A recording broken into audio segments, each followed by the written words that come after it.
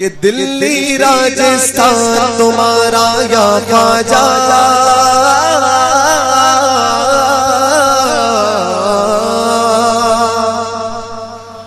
اعوذ باللہ من الشیطان الرجیم بسم اللہ الرحمن الرحیم الحمد للہ رب العالمین والصلاة والسلام علی سید المرسلین اما بعد فاعوذ باللہ من الشیطان الرجیم بسم اللہ الرحمن الرحیم السلام علیکم ورحمۃ اللہ وبرکاتہ ومغفرتہ۔ ہمارے تمام سنی بھائیوں، کہہ رہا تھا آپ سے کہ آپ نے تعویذ کے تعلق سے حضرت جو ویڈیو ڈالی تھی کہ تعویذ یار یہ تو لٹکانا، دیکھو تعویذ لٹکانا مطلب تعویذ گلے میں لٹکانا، میں نے حدیث ڈالی تھی نا۔ تو وہ حدیث میں جو تعویذ کا جو یہ تو تعویذ کون سا الفاظ ہے؟ مطلب تعویذ جس نے گلے میں تعویذ لٹکایا، حدیث میں تعویذ لکھا ہوا ہے یا تعویذ میں عربی میں کیا کہا گیا حدیث میں؟ حدیث میں یار یہ تو خیر مجھے نہیں پتا، تعویذ ہی ہے۔ تعویذ نہیں ہے، تعویذ تو اپن اس کو اردو میں کہہ رہے ہیں نا حضرت۔ ہاں اس کا ترجمہ اگر ہم پڑھیں گے تو تعویذ ہی، علماء کرام تو تعویذ ہی کہتے ہیں۔ وہ تو اپن کو سمجھانے کے لیے کہتے ہیں تاکہ ایک عام انسان کی بھی سمجھ میں آ جائے۔ وہاں پہ تمیمہ الفاظ ہے، اگر آپ غور کریں گے تو۔ کیا چیز؟ تمیمہ تمیمہ پڑھا ہو تو آپ نے شاید حدیث میں۔ تمیمہ تو میں ایک بار اور دیکھوں گا اس کے عربی الفاظ ہے نہیں۔ اور یہ جو تعویذ لٹکانے والوں کے حساب سے جو آپ نے جو حدیث پیش کری ہے، کیا آپ نے اس کی تحقیق کری ہے حدیث کی؟ کیا تحقیق کری ہے؟ اس سے تو یہی کہ جس نے تعویذ لٹکایا، اب اس کی جو مثالیں بیان کی جاتی ہے وہ قرآن کی ان آیتوں سے کی جاتی ہیں کہ جی شہد میں شفا ہے، تو اس کا مطلب یہ نہیں کہ جس چیز میں شفا ہے تو اس کو گلے سے لٹکا لیا جائے۔ اچھا جی، ہاں اچھا۔ تو اس پر یہ علماء کرام کرتے ہیں۔ اب یہ شہد کی مثال دے کے تو آپ بھی پھنس جائیں گے، اور جنہوں نے یہ مسئلہ بنایا ہے وہ بھی پھنس جائیں گے۔ شہد تو وہ شفا ہے کہ اس کو آنکھوں میں بھی اگر لگائیں گے تو شفا ہے۔ ہاں تو گلے میں تو نہیں ٹانگ سکتے نا۔ تو اب ایک بات بتائیں مجھے آپ، جیسے مثال کے طور پہ جیسے قرآن ہے، جی قرآن کی شفا ہے لوگوں کے لیے، جی، اس کو ہم گلے میں، یہی مسئلہ ہے کہ قرآن کو جب شفا کہا اب ہم اس کو گلے میں ٹانگ لیں، ہے نا۔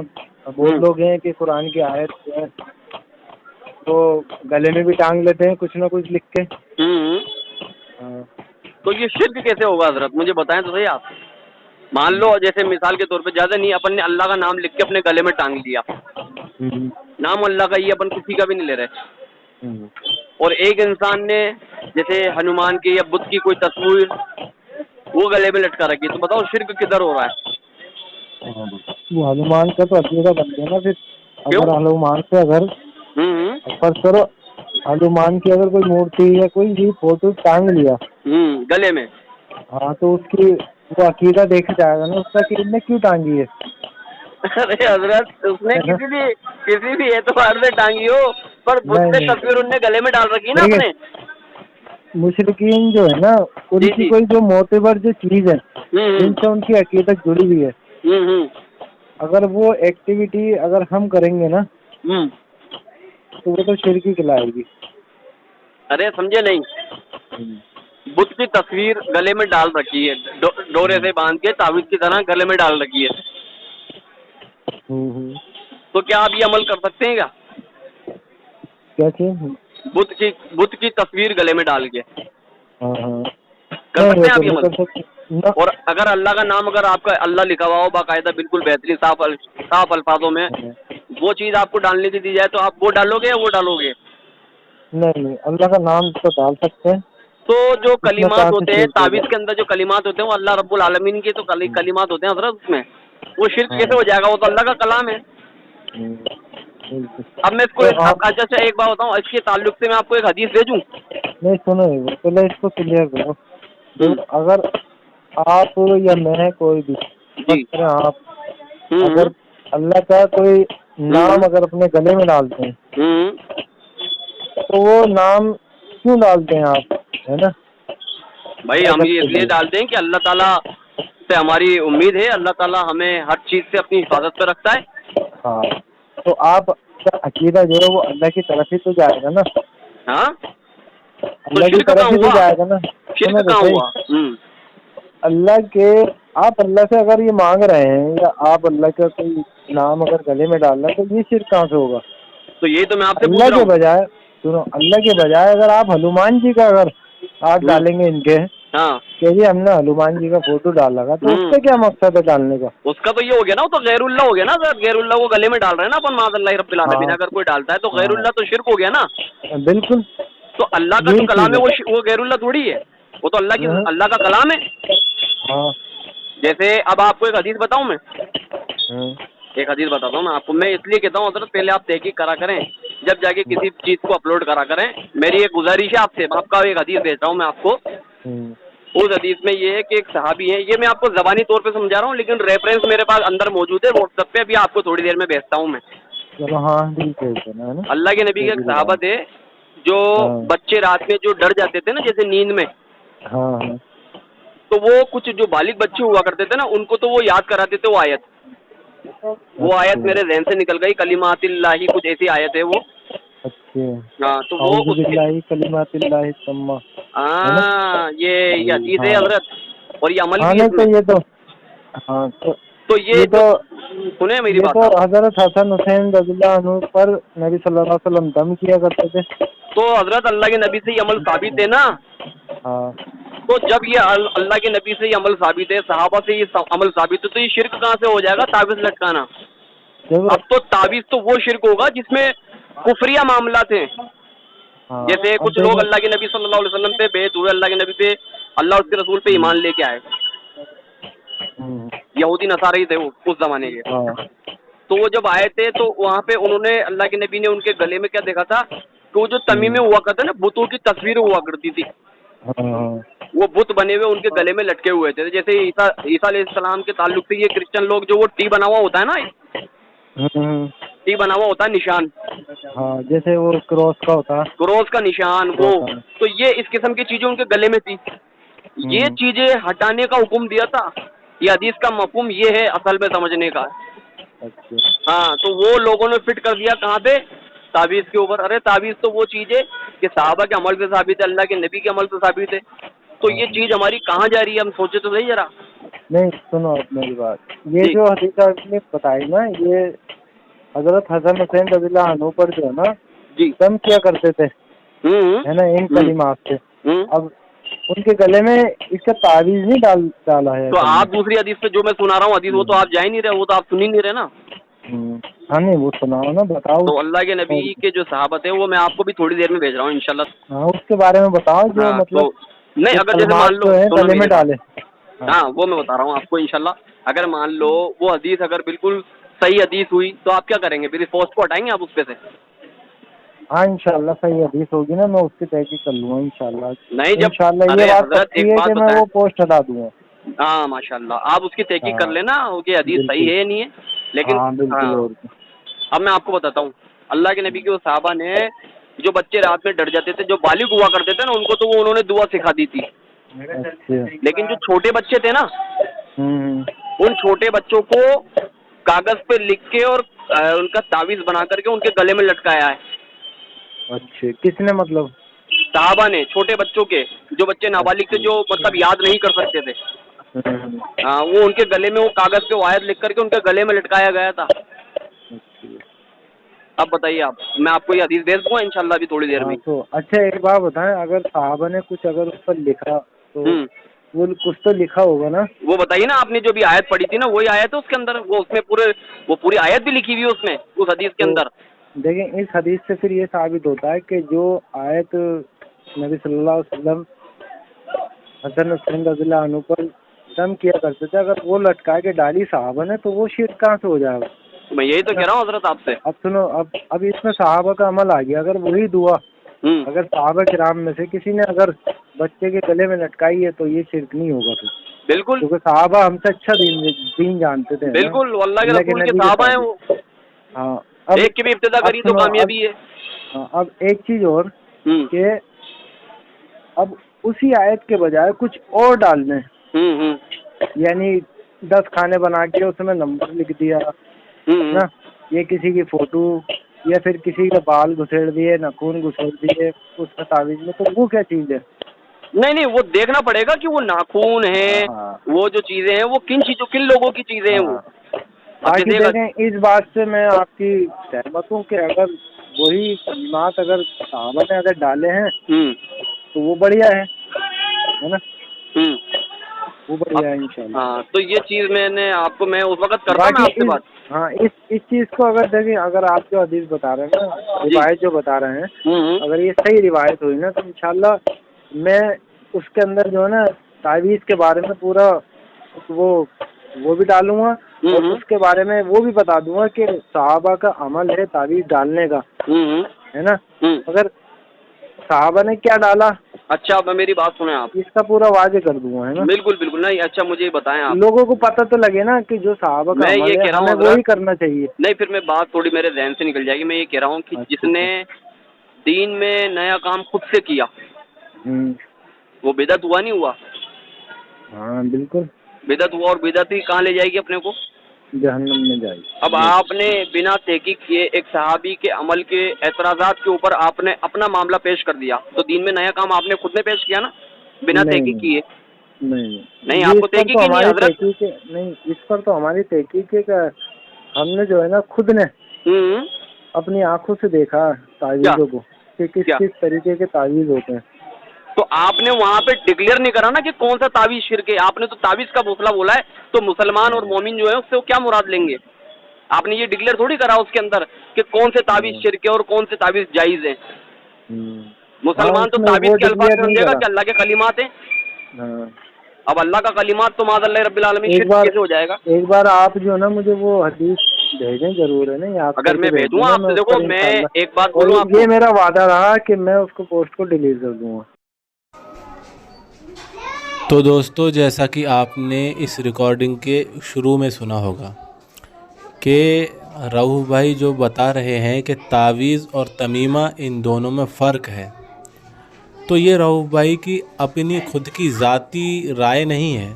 इसके ऊपर अल्हम्दुलिल्लाह अहले सुन्नत वल जमाअत के पास दलीलें मौजूद हैं। ये आपको स्क्रीन पर एक दलील नज़र आती होगी। इसमें इमाम ख़त्ताबी रहमतुल्लाहि ताला अलैह, जो आज से लगभग 1054 साल पहले के हैं, अभी के नहीं हैं, आज से 1054 साल पहले के हैं, वो फरमाते हैं कि तावीज़ और तमीमा इन दोनों में फ़र्क है। तावीज़ में अल्लाह का कलाम होता है और तावीज़ से पनाह चाहना अल्लाह ही से पनाह चाहना है, यानी कि तावीज़ के ज़रिए से मुसीबतों से पनाह चाहना ये अल्लाह ही की पनाह है। तो अब ये वहाबी जो है, ये लोग ये नहीं सोचते कि हम सुन्नियों के बुग़्ज़ में फ़तवे तो दे देते हैं शिर्क के, लेकिन ये फ़तवे जाकर लगते कहाँ पर हैं। तो अल्हम्दुलिल्लाह सुन्नियों के पास तो दलीलें मौजूद हैं, मुहद्दिसीन से, सहाबा इकराम से, ताबईन, तबे ताबईन से, अल्लाह रब्बुल इज़्ज़त के नेक बंदों से तमाम हदीसें और दलीलें अल्हम्दुलिल्लाह मौजूद हैं। तो ये इन वहाबी जो 1857 के बाद पैदा होके और सुन्नियों के बुग़्ज़ में फ़तवे लगाने के लिए बैठ गए, शिर्क की मशीन खोल के बैठ गए, तो इनके ये फ़तवे सिर्फ़ सुन्नियों पे नहीं लग रहे, बल्कि तावीज़ को जिन जिन शख्सियत ने जायज़ कहा है उन सब पर फ़तवे लग रहे हैं।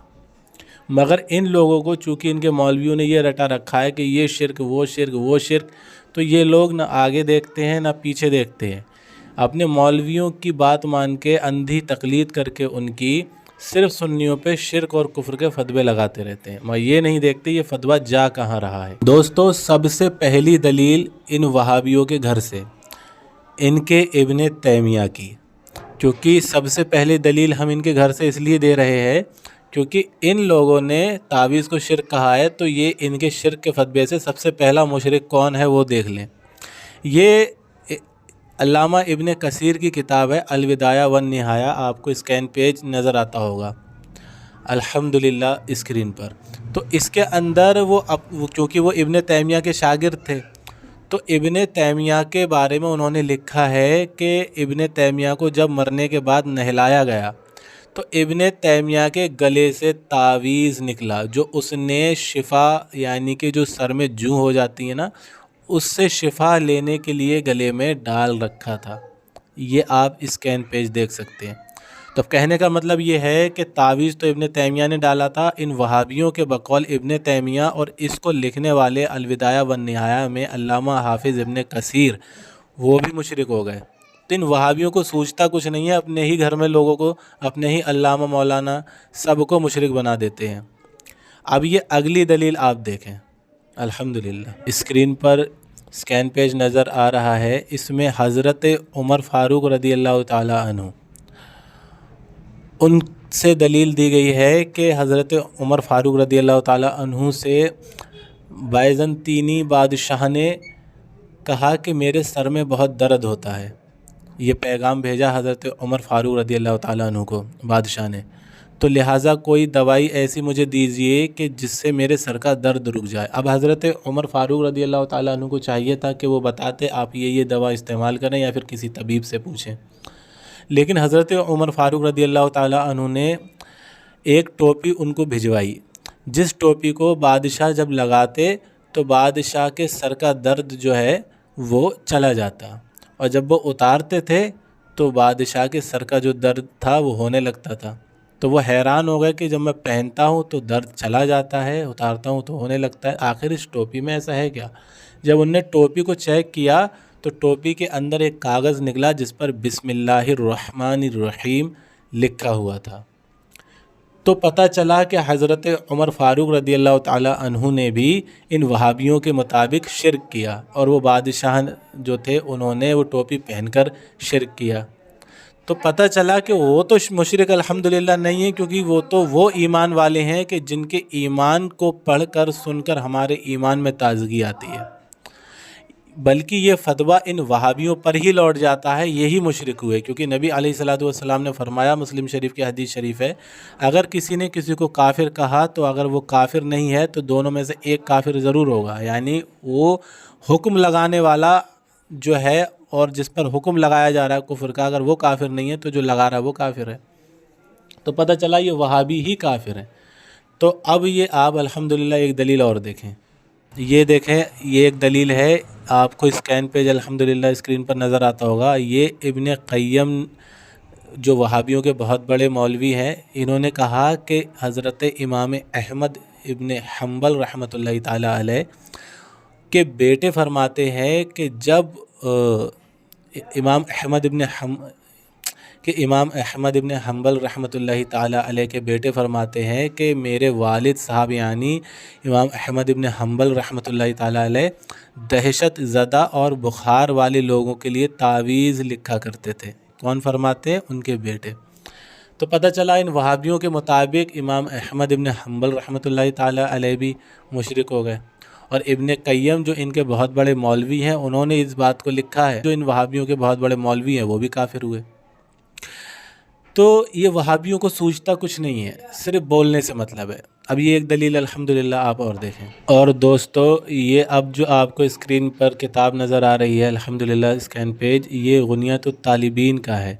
غوث پاک رحمۃ اللہ تعالی علیہ فرماتے ہیں کہ امام احمد ابن حنبل رحمۃ اللہ تعالی علیہ نے فرمایا کہ جب میں بیمار ہو گیا تو میرے لیے بخار کا تعویذ لکھا گیا۔ یہ بھی امام احمد ابن حنبل رحمۃ اللہ تعالی علیہ کے تعلق سے دلیل موجود ہے۔ تو اب امام احمد ابن حنبل رحمۃ اللہ تعالی علیہ ان وہابیوں کے فتوے کے حساب سے، اور غوث پاک رحمۃ اللہ تعالی علیہ ان وہابیوں کے فتوے کے حساب سے مشرک ثابت ہوئے، معاذ اللہ استغفر اللہ۔ تو ان وہابیوں کی مکاریاں دیکھتے جائیں خالی آپ۔ یہ الحمدللہ ہم آپ کو ایک اور دلیل بتا رہے ہیں۔ اب آپ کو الحمدللہ یہ جو اسکین پیج اسکرین پر نظر آ رہا ہے، اس میں علامہ شعبی رحمۃ اللہ تعالی علیہ، جنہوں نے مولا علی رضی اللہ تعالی عنہ کے پیچھے نمازیں ادا کی ہیں، مشہور تابعین ہیں، تو یہ فرماتے ہیں کہ تعویذ جو اللہ رب العزت کے کلام کا پہنا جائے اس میں کوئی بھی حرج نہیں ہے۔ تو اب الحمدللہ پتہ چلا کہ امام شعبی رحمۃ اللہ تعالی علیہ فرماتے ہیں کہ تعویذ پہننا جائز ہے۔ تو اب یہ وہابیوں کا فتویٰ کن پہ لگا؟ امام شعبی رحمۃ اللہ تعالی علیہ پر۔ اور پھر مولا علی رضی اللہ تعالی عنہ کی چونکہ وہ پیچھے نمازیں ادا کرتے رہے ہیں اور بہت مشہور تابعین ہیں، تو اب مولا علی رضی اللہ تعالیٰ عنہ نے ان کو نمازیں اپنے پیچھے پڑھائی ہے اور وہ تعویذ کو جائز کہہ رہے ہیں، اور مولا علی رضی اللہ تعالیٰ عنہ نے اس چیز کو منع بھی نہیں کیا، تو پتہ چلا کہ ان وہابیوں کا فتویٰ مولا علی رضی اللہ تعالیٰ عنہ پر اور امام شعبی رحمۃ اللہ تعالیٰ علیہ پر لگ گیا، معاذ اللہ استغفر اللہ۔ ابھی آپ آگے اور سنتے جائیں الحمدللہ دلیل۔ اور اب جو یہ آپ کو اسکین پیج نظر آ رہا ہے الحمدللہ، اس کے اندر آج سے 1014 سال پرانے امام علامہ امام ہاشمی رحمۃ اللہ تعالیٰ علیہ فرماتے ہیں کہ ایسا ہار جس میں قرآن شریف کی آیت مبارکہ لکھی ہوئی ہے اور ایسا ہی تعویذ پہننے میں کوئی حرج نہیں، یعنی کہ ایسا ہار جس میں قرآن شریف کی آیت مبارکہ لکھی ہو اس کو پہننے میں کوئی حرج نہیں ہے، اور یہی تعویذ کا بھی حکم ہے، یعنی تعویذ اور ہار میں کوئی دقت نہیں ہے پہننے کے لیے۔ تو الحمدللہ دلیلیں تو بہت ہیں۔